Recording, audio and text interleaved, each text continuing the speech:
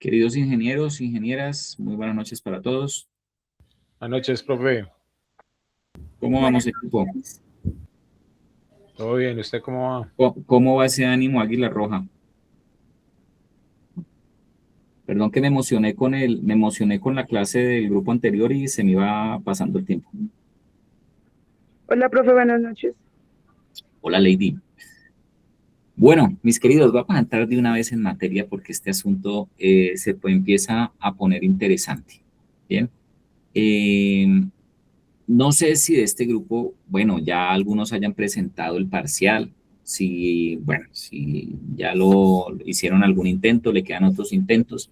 Espero que lo hayan logrado, que hayan sacado buena calificación, pero intencionalmente el parcial tiene un par de preguntitas, un par de puntos que son un poco complejos y que pueden resultar contradictorios. En estas diapositivas, en esta presentación que vamos a tener hoy, espero poder aclarar algunas de esas dudas y particularmente una que ya me escribieron y me dijeron, "Profe, esa pregunta está mal hecha", y yo, venga, le digo por qué está mal hecha. Entonces, siéntanse como siempre con toda la confianza, en plena confianza de intervenir cuando así lo requieran o cuando así les parezca. Bueno, confirmado, dedito arriba, manito arriba para saber si estamos de acuerdo, si seguimos, no seguimos. Eso, equipo. Vale. Muy bien. El último encuentro sincrónico la semana pasada quedamos acá y retomo desde ahí porque es necesario. Bien. Les hablaba de lo estratégico que es la incorporación del diseño, no solamente en las organizaciones, en las empresas, sino también en sus funciones, en sus tareas cotidianas, en lo que ustedes hacen a diario, y el valor de entender el proceso, los procesos de diseño y desarrollo de producto para ustedes como profesionales.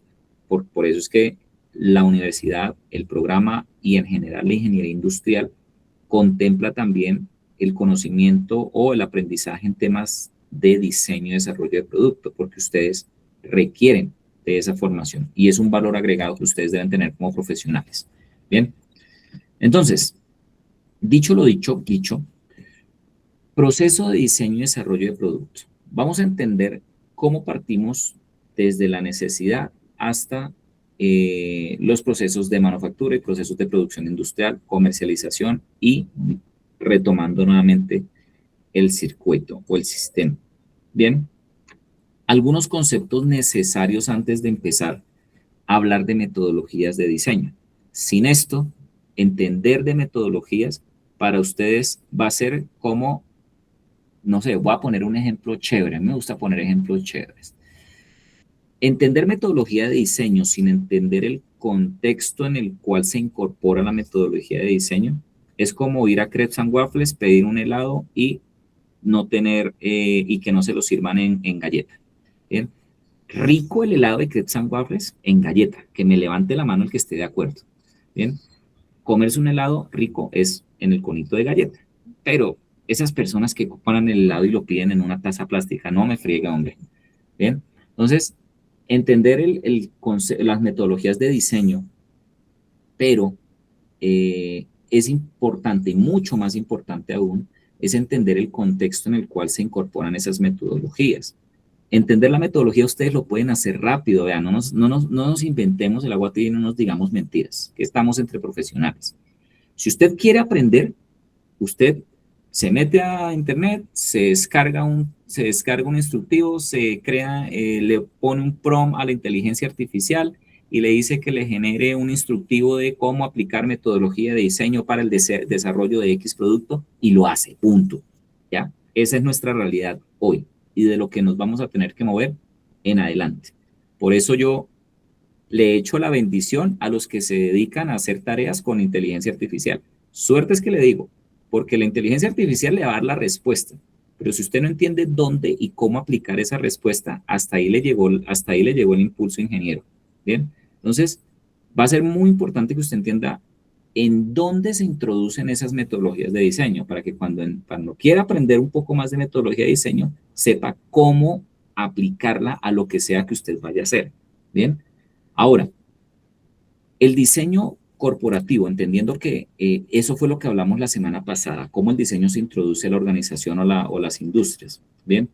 Tiene que moverse sí o sí de la mano entre estos tres elementos, ¿bien? Para poder contemplar siquiera cierto grado de éxito, de éxito en las empresas tienen que contemplar no solamente el producto, que es lo que se hace, ¿bien? Entiendas el producto como servicio o como elemento o bien de consumo, ¿vale? Sino que también contemplan los procesos, ustedes lo saben bien, ¿bien? Cómo se hace la parte de manufactura, la parte de fabricación, etcétera, o la configuración del servicio, ¿ya? Si es un servicio, si es un intangible.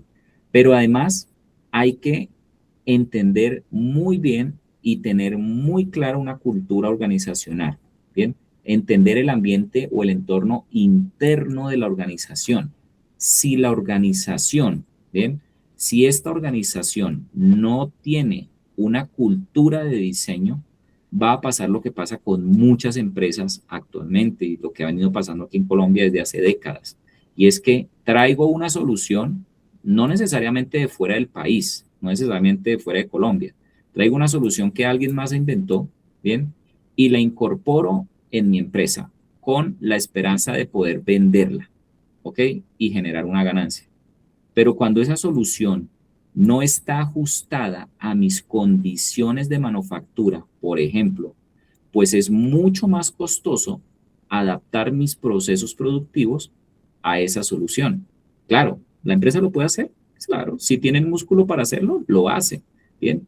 Pero eso implica que este producto probablemente no está considerando, ¿bien? Una identidad o ese producto no se identifica correctamente con la organización. Es decir, ese producto que yo introduje, que traje desde afuera, lo fabriqué, listo, acomodé mi proceso de manufactura y o lo obligué a acomodarse a mi cultura organizacional, ¿vale? Probablemente no contempló algo que estaba por aquí en el aire y es, por ejemplo, cuáles son las condiciones o la demanda del mercado, de mi mercado local o de mi nicho de mercado. Si esa cadena se rompe, este éxito queda en entredicho. Este éxito tiende a tener menos posibilidades de lograrse, ¿vale?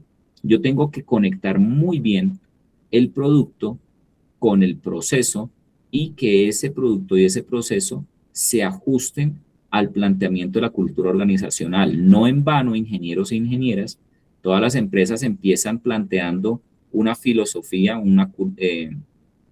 empiezan planteando unos ideales organizacionales, ¿ya? Unos objetivos, unas metas, ¿bien? Una visión, ¿bien? Una visión de empresa y una misión de empresa. Eso no es gratuito o eso no es cliché, eso no es algo que me piden en la Cámara de Comercio, no.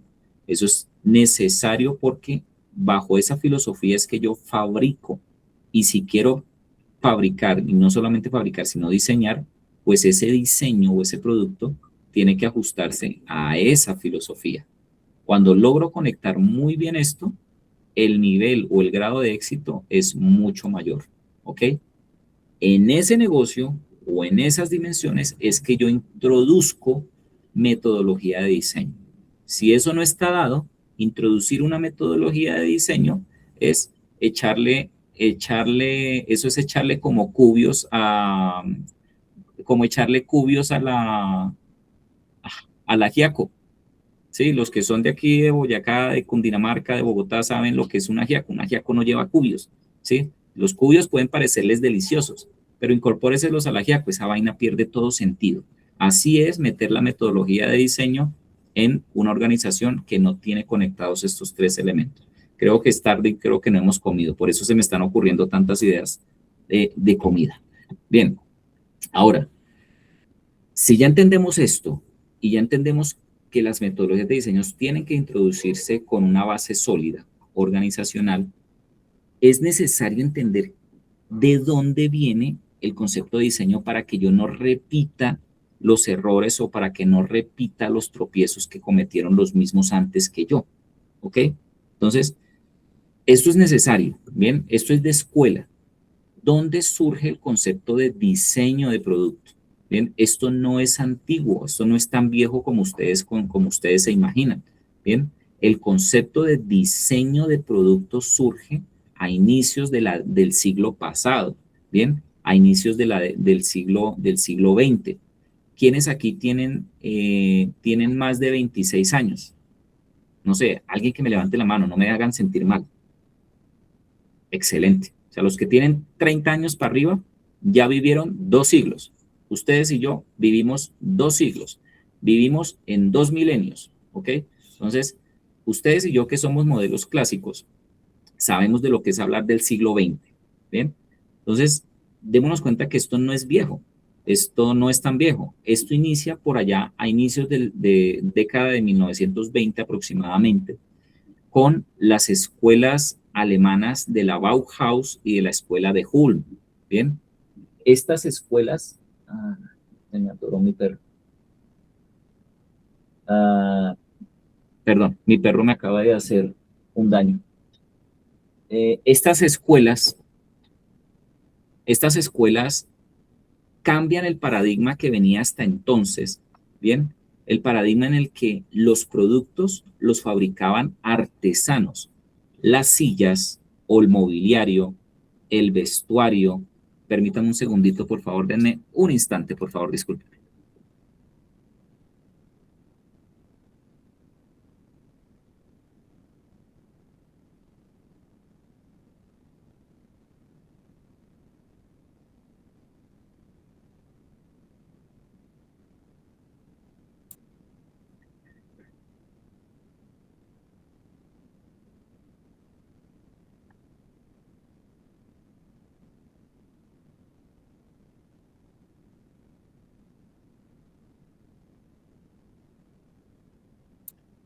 Listo, mis estimados, ¿me escuchan? Gracias, qué pena con ustedes. Les cuento, mi perro se comió algo, se atoró y se vomitó en la silla. Perdón, fue lo que me pasó. Bien, entonces, estábamos en la escuela de Ulm y en la escuela de Bauhaus. Estas escuelas cambian el paradigma de que los productos o los bienes de consumo los fabricaban artesanos. Todo lo que eran utensilios para lo que sea, herramientas, todo lo que era vestuario, todo lo que era mobiliario, todo lo fabricaban artesanos, ¿ok? El artesano era quien desarrollaba la solución, era quien decidía cómo se veía, era quien decidía a quién venderlo y era quien decidía a qué precio ponerlo. Bien, eso entre otras cosas, ¿vale? Eso hasta el siglo XIX, cuando en el siglo XIX viene la primera revolución industrial con la introducción de la máquina de vapor, los motores servomecánicos, la industrialización o la tecnificación de los procesos de fabricación. Ya el artesano no tiene las capacidades y no tiene las cualidades para dar respuesta a una demanda masiva. Eso hace que también los productos se vuelvan democráticos. Entendamos que anteriormente la moda la imponían las élites, la imponía la monarquía, la imponían las clases,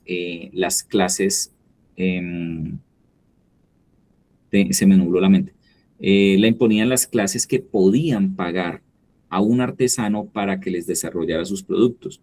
De allí, por ejemplo, que hasta el siglo XX la mayoría de los muebles tenían nombres de reyes. Los vestuarios, las tendencias, las modas tenían nombres de reyes franceses, de reinas francesas, de reinas inglesas, etcétera.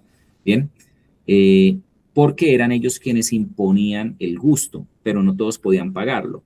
Cuando se empieza a masificar la producción o la fabricación, se democratiza el consumo. Entonces, el consumidor o quien compraba ya no compraba lo que podía o lo que había, perdón, no compraba lo que le ofrecían o lo que había, sino lo que quería y podía pagar.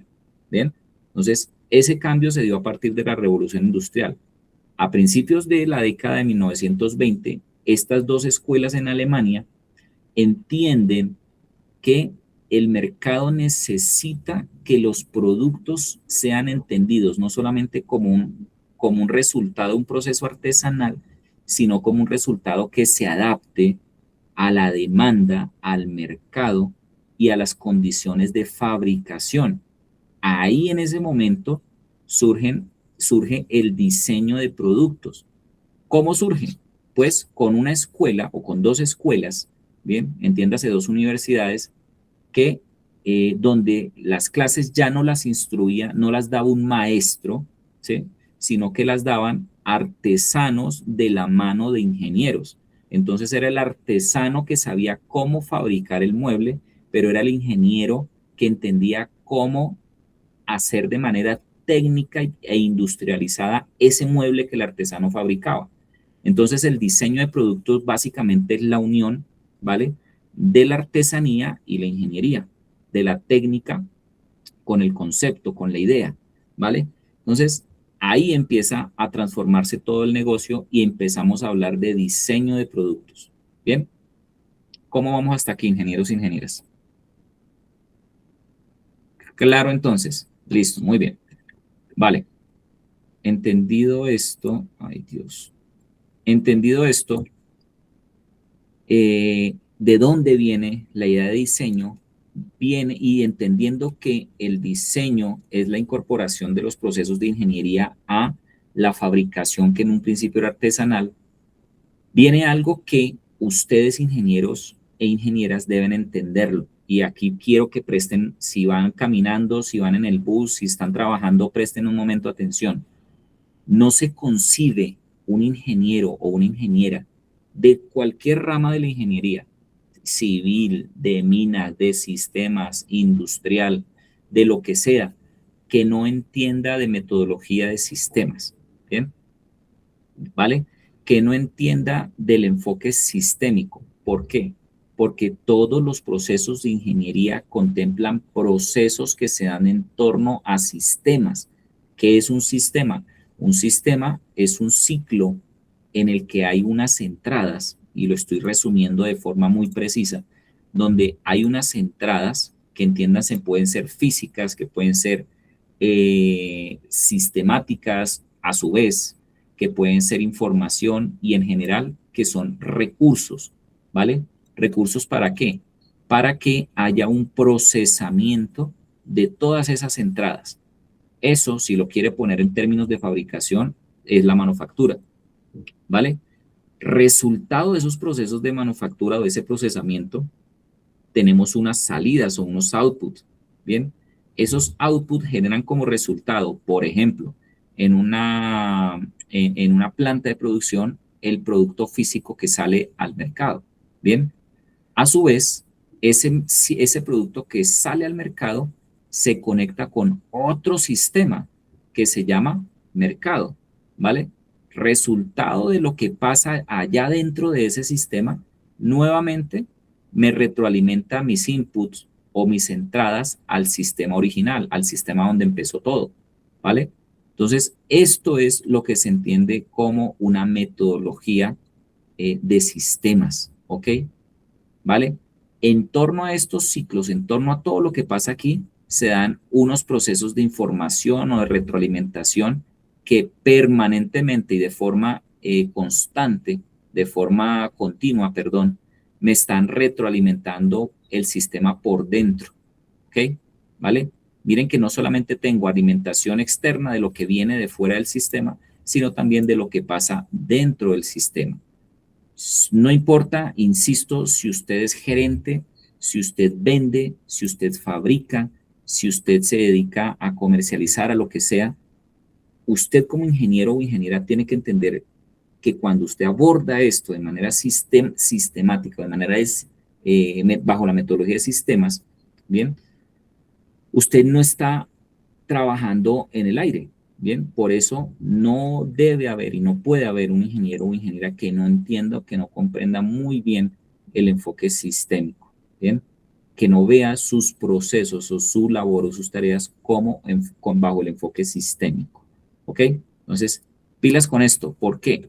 Esto es la base para ahora sí empezar a hablar de diseño. Ya senté la galleta para que usted le ponga encima el helado. Ahora vamos a hablar del helado. ¿Ok? Entonces,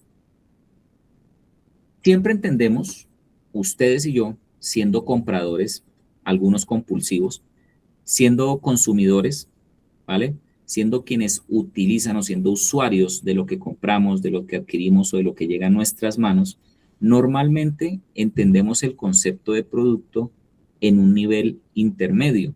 ¿Cuál es el nivel intermedio entre los tres niveles del producto?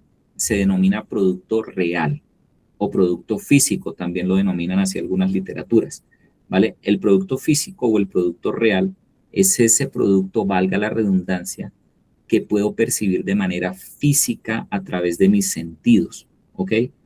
Lo que se ve, lo que se siente, cómo se oye, cómo huele, la calidad, cómo funciona, ¿bien?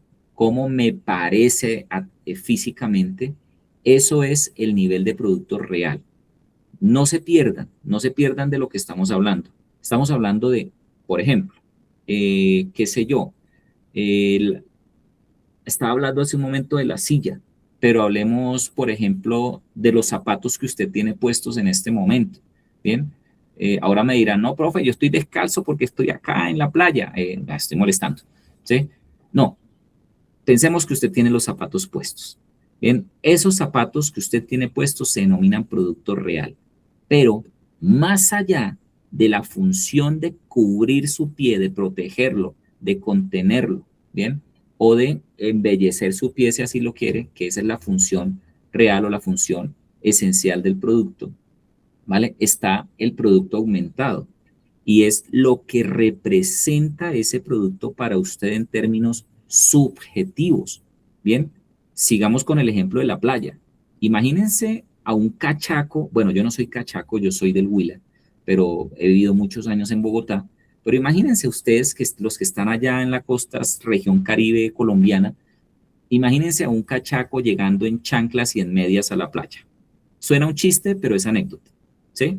Entonces, hay una significación, hay algo subjetivo más allá de la simple función del producto.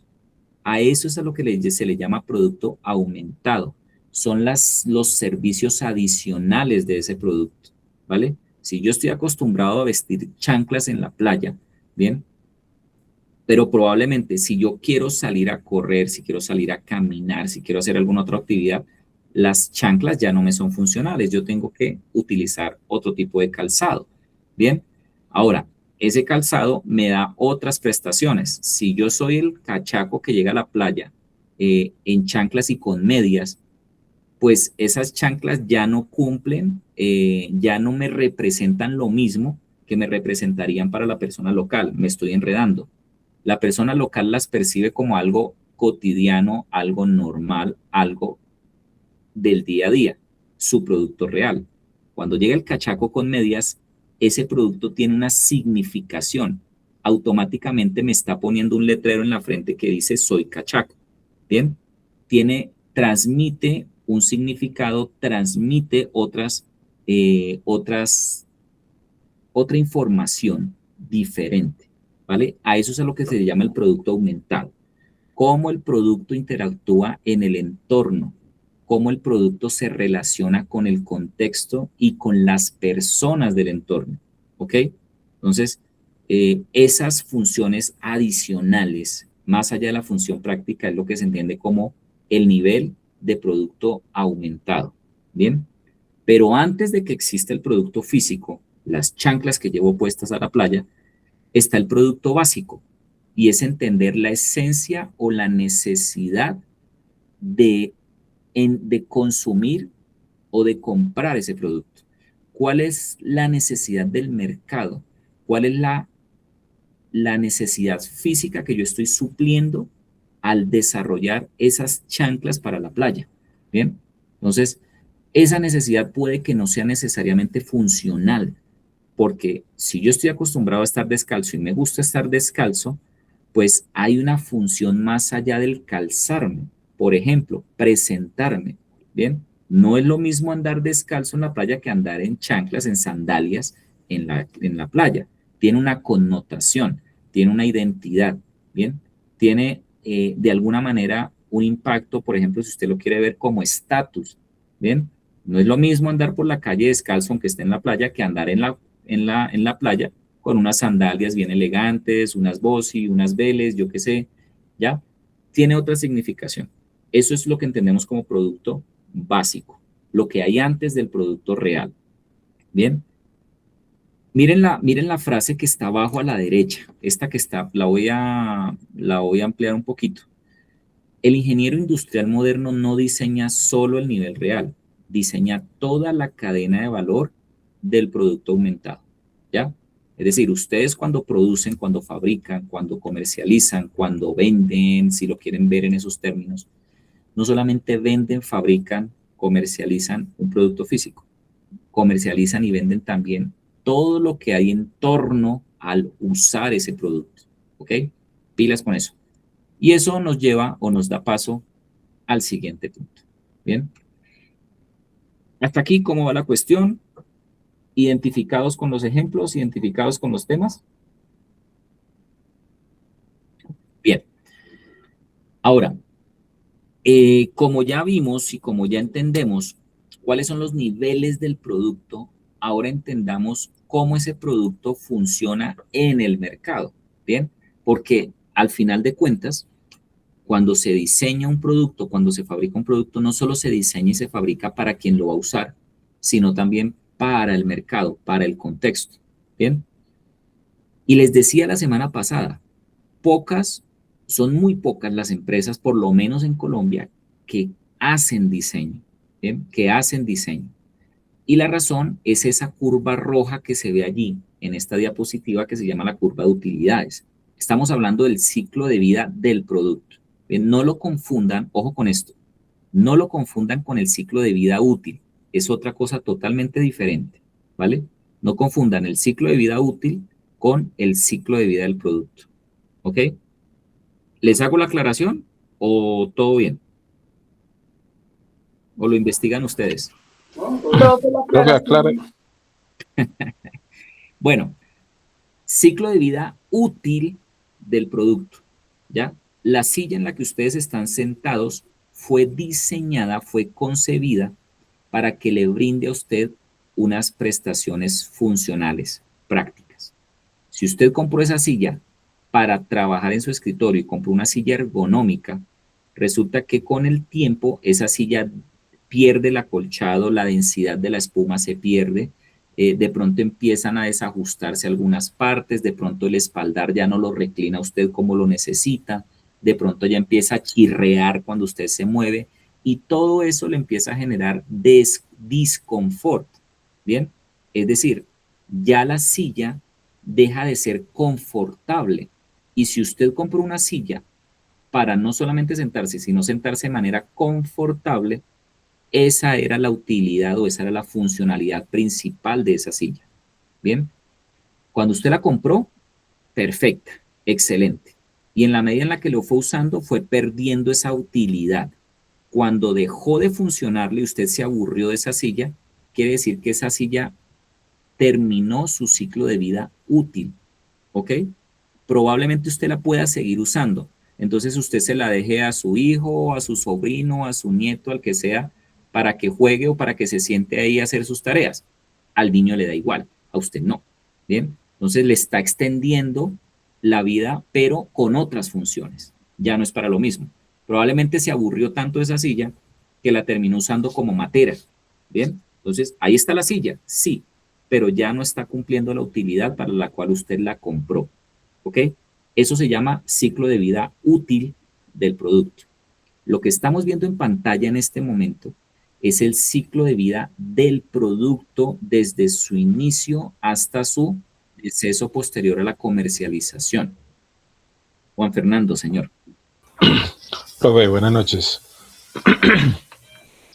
Hola, En base Juan. a lo que usted plantea con respecto a esa parte del diseño y que en Colombia, pues digamos, hay pocas empresas que se dedican al diseño, yo creo que básicamente nosotros tenemos un problema cultural. Y el problema cultural de nosotros los colombianos, que yo creo que muchos van a estar de acuerdo conmigo, o no sé si está equivocado, es que nosotros queremos sacarle el máximo provecho a las cosas invirtiendo lo mínimo. Entonces preferimos copiar que ponernos a buscar hacer nuevas creaciones, nuevos diseños, nuevos modelos. Porque es muy triste que en este país, donde hay tanta inteligencia, donde hay tanta gente con tantas capacidades para la parte de diseño, no hayan empresas dedicadas a el diseño o a prestar servicios de diseño. Hay muy pocas.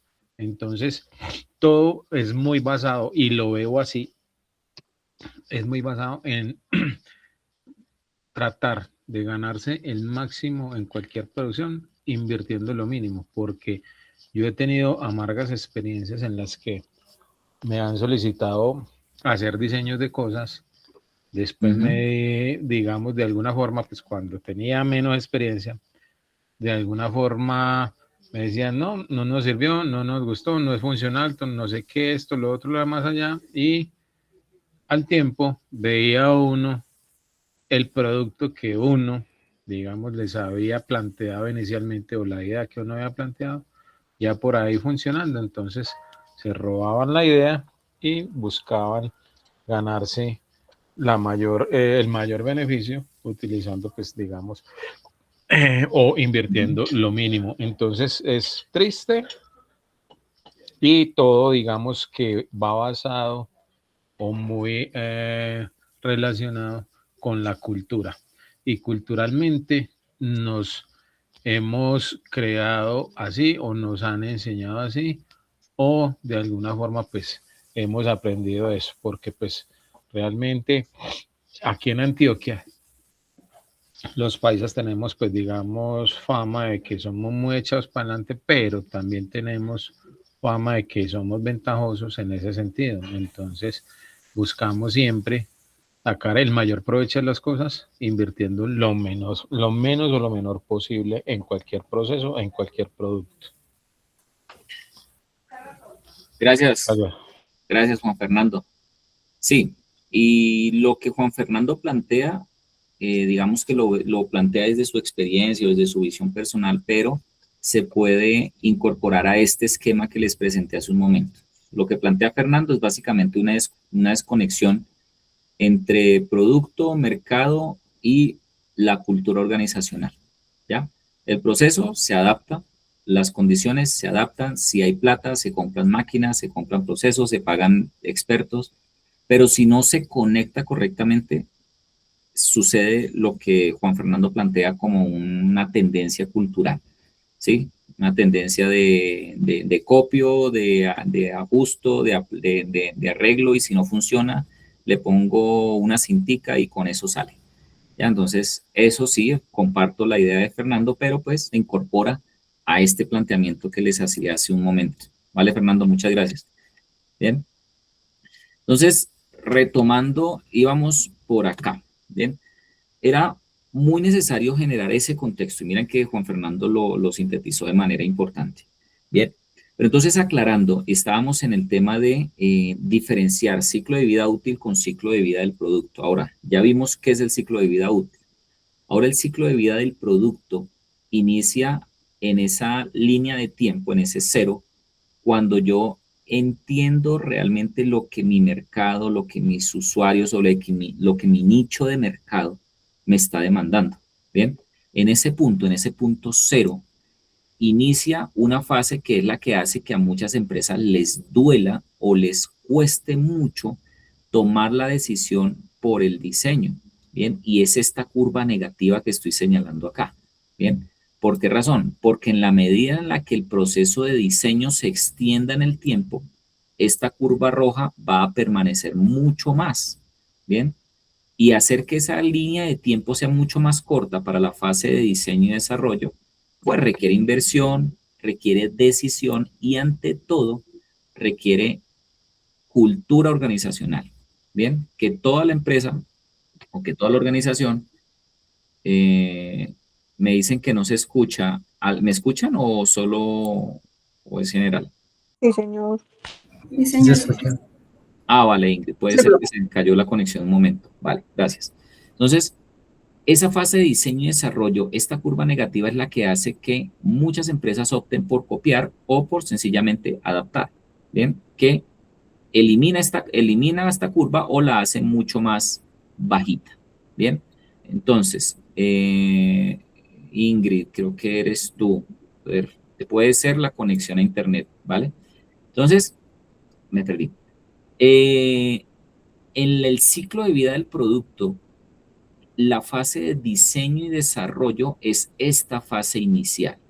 Y esa curva va a ser negativa o esa utilidad se va a entender como una inversión o como si lo quieren llamar, pérdidas, porque ese dinero no se va a recuperar sino hasta muy adelante, ¿vale? Entonces, esta inversión que se hace en diseño y desarrollo hasta la fase de introducción al mercado, que aquí sigue habiendo pérdidas, es decir, todavía exactamente, Juan, hay gasto, aquí hay una inversión, ¿vale? Que probablemente, y esa es la incertidumbre, que probablemente se recupere acá, ¿vale? Probablemente, eso es incertidumbre. Aquí se empieza a plantear escenarios eh, prospectivos, escenarios estadísticos que me estiman qué tan alta o qué tan baja va a ser esa incertidumbre. Es decir, que este gasto posterior a la fase de diseño, este gasto de introducción al mercado, se pueda recuperar más adelante. Bien, cuando yo diseño, cuando mi empresa diseña y desarrolla producto, hasta que el producto ya está introducido en un mercado, en un entorno comercial, solamente hasta que el producto empieza a generar ventas, puedo hablar de una fase de crecimiento. Entonces, en la medida en la que esas ventas empiecen a darse, ¿vale? Claro, si mi producto es demasiado bueno, demasiado novedoso, demasiado competitivo, ¿vale? Esa línea tiende a ser vertical y esa es la idea, ¿bien? Que esa línea sea lo más vertical posible, ¿ok? En ese caso, cuando el producto está en esa fase de crecimiento, ¿bien? Y ya se ha posicionado, tiene clientes, tiene un nicho de mercado, tiene un mercado cautivo, ¿bien? Empiezo yo a percibir utilidades. Esta curva o esta distancia que hay entre este punto y este es lo que hace que sea difícil que las organizaciones incorporen diseño a su estructura organizacional. Bien, entonces, claro, cuando ya el producto está posicionado, yo lo que tengo que hacer, y ahí es donde viene el por qué razón les explicaba el enfoque sistémico. Bien, cuando mi producto ya se lanzó al mercado, ya se vende, ya la gente lo pide, porque ya tiene un reconocimiento y un posicionamiento, bien, ese mercado me empieza a generar información y me empieza a retroalimentar lo que yo ya había hecho, ¿vale? Cuestión que cuando el producto se encuentra acá, yo tengo que constantemente estudiar y entender el mercado para entender qué mejoras, actualizaciones o rediseños tengo que hacerle a ese producto para que se mantenga el mayor tiempo posible en esta cresta, ¿ok? En la medida en la que esta curva se vuelva horizontal y se vuelva lo más recta posible, pues mi producto me va a generar mucha más rentabilidad y voy a poder recuperar lo que se invirtió aquí, ¿ok? Entonces, ¿cómo se logra que que esta línea sea lo más recta posible? Pues a partir de un trabajo duro de diseño, ¿ok? De allí que algunas empresas opten por contratar agencias de diseño, ¿sí? Entonces hay agencias especializadas, ¿bien? En cualquier tipo de productos, en empaques, en desarrollo de cualquier tipo de bien de consumo, etcétera. Bien, cuando esta inversión se hace de manera rigurosa, se hace de manera organizada y se hace de manera consciente, esta curva de acá se hace lo más recta posible. Esa es la idea, esa es la intención. Bien, que cuando inicie este deceso, pues esta curva que ven aquí en bajada sea lo más extendida posible en el tiempo. Bien, ahora piensen, por ejemplo, en el molino Corona del que hablábamos la semana pasada, ¿ya? Piensen en que ese molino respondió a unas necesidades, a unos requerimientos muy puntuales y que dio una respuesta precisa. Probablemente no sabemos qué tan larga fue esta curva o qué tan profunda fue esta curva inicial en la fase de desarrollo. Lo que sí sabemos, lo que sí sabemos es que esta introducción se hizo de manera muy vertical. ¿Por qué? Pues porque tuvo una aceptación casi que instantánea. Lo que logró fue generar un sostenimiento, un posicionamiento, ¿bien? O una fase de madurez mucho más larga. Démonos cuenta que han pasado casi 50 años y seguimos usándolo. No solamente lo tenemos en un museo, lo usamos, ¿bien? Por lo tanto, esta curva se ha mantenido lo más recta posible. Claro, ahora ya no se usa tanto. Entonces, digamos que va de caída. Y probablemente en algún momento de la historia saldrá del mercado. Ya no se venderá más, ¿ya? Como dejó de venderse el Twingo. Entonces, el Twingo es un claro ejemplo de esto que estamos planteando, ¿sí? Entonces, estamos planteando un vehículo muy bien diseñado, probablemente con un costo importante, con un punto de introducción que se disparó de manera casi que vertical, ¿bien? Y se sostuvo, no sé, por cuántos años se fabricó el Twingo, más o menos desde 1970 y pico, si mi memoria no me falla, desde la década del 70 en Europa se empezó a comercializar el Twingo, ¿bien? Entonces, esa venta, esa curva fue más o menos así, ¿bien? Entonces, ya tuvo un momento de declive, un momento de deceso hasta que, ¡pum!, dejaron de fabricar el Twingo, ¿vale? Eso es un ejemplo de producto bien diseñado. Entienden ahora de manera aplicada cómo todo este carretazo que yo les estoy echando tiene sentido cuando ustedes lo miden con un producto real. Ahí está. Bueno, entonces, 7:43, creo que alcanzo a pasar a los conceptos. Esta parte del ciclo de vida del producto es clara, es entendida, hay preguntas, hay observaciones, es importante. De esto tiene también el parcial. Juan Fernando. Profe, digamos, para aportar algo sobre este tema, hay una cosa, digamos, muy importante. Hoy en día ya la competencia es demasiado alta, la Juan, cantidad de perdóname, te productos. interrumpo. Trata de ser lo más puntual posible para no extendernos tanto y poder avanzar, ¿vale? Vale.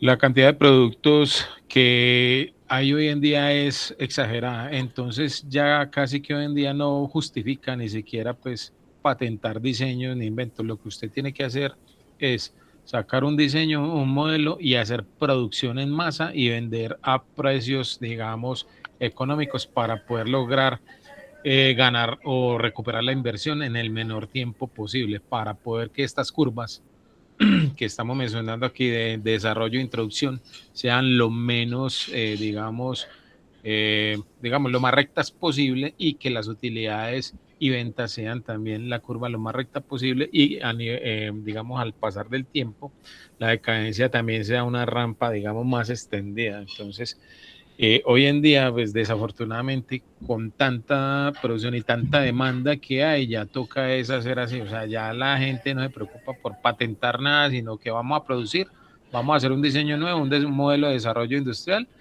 y vamos a meterle una producción masiva y vamos a vender a un buen precio y vamos a competir con precio. Y básicamente eso es lo que está llevando o es la tendencia a hoy en día. Gracias, profe. Vale, Juan. De hecho, tiene un buen punto, sin embargo, no lo comparto completamente. Sí tiene un buen punto en términos de que efectivamente hoy, estamos hablando de hoy, esta curva, estos procesos, por ejemplo, los procesos de diseño y desarrollo son mucho más cortos, mucho menos costosos, ¿sí? Pero cortos en términos de tiempo, no necesariamente en términos de recursos. ¿Sí? Entonces, probablemente estas curvas de diseño y desarrollo son más cortas para lograr una introducción mucho más temprana en el tiempo, ¿sí? Entonces, ya no me estoy introduciendo por acá, ¿sí? Por aquí, sino que ya el producto, la fase de diseño y desarrollo es corta, efectivamente, como lo plantea Juan Fernando. La introducción al mercado es mucho más temprana y por tanto la fase de crecimiento es mucho más vertical. ¿Sí? Son productos que se venden así, se los meten a ustedes por redes sociales, los meten a ustedes a través de sus tendencias de búsqueda en internet, etcétera, etcétera. Eso hace que el crecimiento en la introducción al mercado sea mucho más vertical. Bien, sin embargo, genera unas utilidades probablemente muy altas, pero en muy corto plazo. Por tanto, esos productos tienden a salir del mercado mucho más pronto. Y ese es el punto con el que sí estoy de acuerdo con Juan. ¿Sí? Entonces, esos productos efectivamente son productos, piensen en Temu, todo lo que vende Temu, piensen en cuánto tiempo se demoraron diseñando eso. Ya no fueron meses como era hace unos 10 años, ya estamos hablando de días, ¿vale? Estamos hablando de semanas, ¿bien? Y en esas semanas el producto se lanza al mercado, se vende como pan caliente, genera unas ganancias altísimas porque es masificado. Ya no estamos hablando de mercados locales, estamos hablando de mercado global, ¿sí? Por tanto, estas ventas son enormes, ¿bien? Pero por muy poco tiempo y caen rápidamente. Así, como entraron, salieron. Y nuevamente el ciclo se repite, ¿ya? Entonces, eso no quiere decir que ya no justifique invertir en diseño, no. Lo que quiere decir es que estos procesos son cada vez más veloces, son cada vez más rápidos y más espontáneos, ¿listo? Por tanto, eso hace que la empresa sí o sí tenga la necesidad de incorporar metodología de diseño. ¿Por qué? Porque esto no se da si la empresa no está preparada para hacerlo. Estamos hablando de que un proceso de diseño en términos de semanas es una cosa bestial. Yo he estado en procesos de diseño de empaques para exportación de productos agrícolas. Hemos diseñado empaques, embalajes para exportar, por ejemplo, no puedo dar detalles, pero porque son patentes, y eso es con lo que no estaba de acuerdo con Juan. Para poder patentar esto, estábamos hablando que el último ejercicio lo hicimos en aproximadamente 6, 7 meses, entendiendo que estábamos ofreciéndolo para comunidades productivas pequeñas, bien, para poder asociarlos y poder comercializar hacia Europa y Asia, ¿vale? Para eso hicimos diseño de empaque ajustado a esos productos específicos, bien. Sin embargo, eso fue meses desarrollando el producto. Ahora, eso no se puede dar en meses. Estamos hablando de que eso tiene que darse en cuestión de 2, máximo 3 semanas, porque las tendencias cambian así. En un chasquido de dedos, Estados Unidos invade el Golfo Pérsico y esta vaina cambió de hoy a mañana. Bien, por esa razón, los procesos de diseño son mucho más cortos y las introducciones al mercado más rápidas, pero el deceso es mucho más temprano. ¿De acuerdo? Gracias, Juan. Me dio la oportunidad para ampliar este punto. ¿Vale? Bien, ahora, está puesto el contexto, está puesto las condiciones, está puesta la galleta para el helado en crepes. Ahora sí, hablemos del helado. El helado es la metodología de diseño. Diseño y desarrollo de producto, así se llama esta asignatura. Yo les decía a ustedes, si ustedes quieren saber y quieren aprender de diseño y desarrollo de producto, ya no tienen que sentarse como yo a leerse 20 libros como este que lo estaba estudiando hace un rato, estaba retomando datos de hace unos añitos. Bien, ahora ustedes pueden hacer un prompt para una búsqueda en una inteligencia artificial especializada y les puede montar todo un esquema o una estructura de implementación de metodología de diseño. Así de sencillo. Y lo hace usted en minutos, ¿vale? Ahora, lo que necesita usted entender sí o sí es todo lo que hay detrás de esa implementación, ¿vale? Metodologías hay muchas, y cuando digo muchas no me quedo corto, ¿bien? Hay muchas metodologías de diseño, pero todas tienen básicamente estos 4 o 5, algunas tienen 6 pasos básicos. Esto es una ruta genérica, una metodología genérica de diseño. Todas las metodologías o los modelos de diseño empiezan con la caracterización de un problema, de una necesidad. En otras palabras, entender cuál es el problema o la necesidad que yo voy a solucionar, ¿vale? No necesariamente tiene que ser una necesidad real, puede haber una necesidad impuesta. La mayoría de los productos que nosotros consumimos son productos que no necesitamos, si ustedes lo miran en detalle, ¿sí? Entonces, ¿usted para qué necesita 50 pares de zapatos si solo tiene 2 pies? Uno diría eso, ¿ya? Entonces, pues yo solamente uso un par de zapatos en el día, pero no, resulta que como yo por la mañana me voy en bicicleta, tengo que llevar los zapatos para andar en bicicleta, ¿vale? En la oficina tengo que estar en tacones, lo decíamos hace 8 días. Cuando salgo de la oficina voy a ir al gimnasio, entonces me tengo que poner los zapatos para el gimnasio y así sucesivamente. Son contextos, situaciones que me generan necesidades autoimpuestas.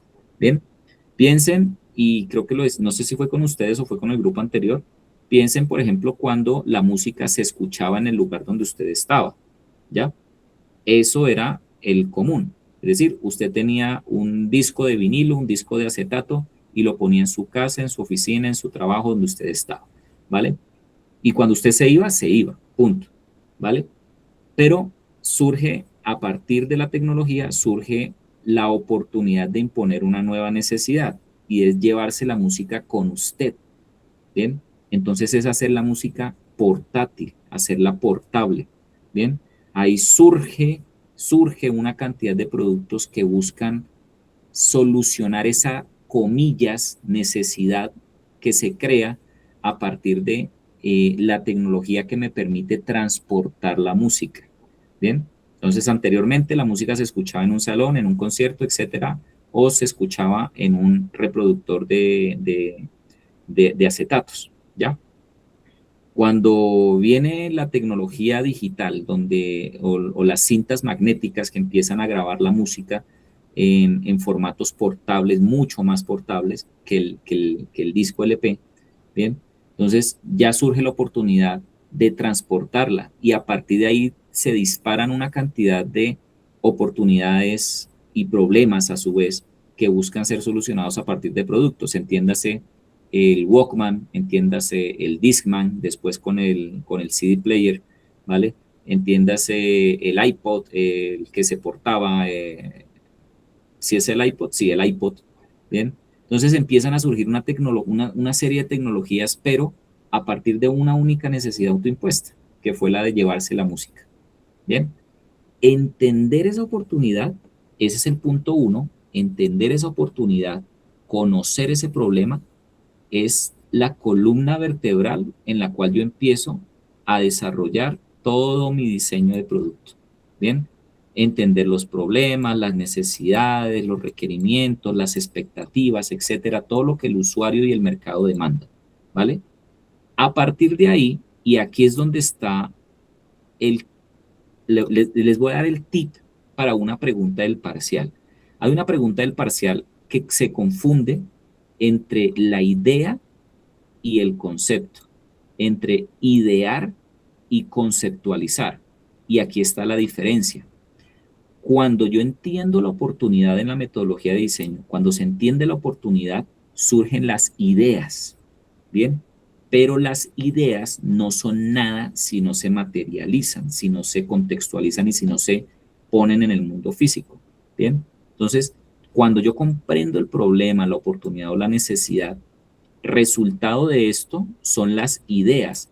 ¿Cómo pretendo solucionar esa necesidad o ese problema? Bien, cuando esa idea, cuando esa idea empiezo a darle forma, le empiezo a dar color, le empiezo a dar sabor a esa idea, empiezo a generar conceptos, ¿bien? Y el diseño conceptual o el diseño de concepto me permite aterrizar esa idea a partir de lluvias de ideas, brainstorming, dándole bocetos, modelándolo en 3D, etcétera, etcétera. Empiezo a darle una forma mucho más real a esa idea inicial y la convierto en un concepto, ¿vale? Ese concepto lo tengo que someter a un proceso de eliminación. Yo puedo generar muchos conceptos, muchas soluciones puntuales a la idea inicial. Bien, entonces esa idea inicial me pudo generar concepto A, B, C, D. ¿Ok? Yo tengo que hacer una eliminación, yo tengo que tomar una decisión, ¿vale? Y el concepto que yo seleccione lo tengo que llevar a una fase de detalle. Es decir, aquí empiezo a pensar en materiales, en funciones, en usabilidad, en interfaz de uso, en fabricación, en cómo lo voy a fabricar, etcétera, etcétera. Bien, cuando yo ya tengo diseño de detalle, miren lo que acabo de hacer, me acabo de saltar el punto 4. Esto que acabo de hacer se llama una iteración. El proceso de diseño es un proceso iterativo. Hay iteraciones. Las iteraciones son saltos que se dan hacia atrás o hacia adelante en un proceso. ¿Ok? Entonces, cuando yo ya tengo el diseño de detalle, ya tengo detalles, ya tengo formas, puedo empezar a generar comprobaciones, a validar o a comprobar si esta idea, miren lo que estoy haciendo mientras dibujo en pantalla, son iteraciones. Cuando yo ya tengo el concepto construyo modelos de comprobación que me permiten comprobar si realmente, por ejemplo, estoy dándole respuesta a ese problema inicial, que me permiten comprobar, por ejemplo, si el concepto que elegí es acertado o debo cambiarlo o debo ajustarlo. Bien, entonces cuando yo ya hago este ajuste, por ejemplo, me devuelvo nuevamente a ajustar el detalle de ese diseño. Bien, y posteriormente puedo pensar en llegar a una fase de industrialización. Es decir, antes de esto inclusive yo puedo hacer pruebas de preserie. Para ustedes que son más entendidos que yo en términos productivos, una preserie es una muestra pequeña, una pequeña unidad fabricada o manufacturada bajo los procesos industriales que yo estoy planteando. Bien, eso me permite comprobar si realmente ese diseño responde no solamente al problema, no solamente a la solución conceptual, sino que también responde a la capacidad de fabricación. ¿Listo? Entonces, esto en esencia es una metodología de diseño. No importa la metodología que usted estudie, no importa la metodología que usted escoja, todas contemplan estas fases, estos momentos. Claro, después de la industrialización, esto se va para el mercado. En el mercado pasan X, Y, Z situaciones que nuevamente me alimentan otra vez la fase 1, ¿bien? Y se convierte esto en un sistema, ¿vale? O en sistemas interconectados, sistemas abiertos, ¿bien? Entonces, importante que ustedes contemplen que el proceso de diseño, aunque inicia acá y podemos decir que termina aquí, realmente no se cierra en este punto. Se cierra cuando el mercado me retroalimenta, me da información y me dice si realmente lo que la empresa fabricó, diseñó, cumple con lo que se planteó inicialmente.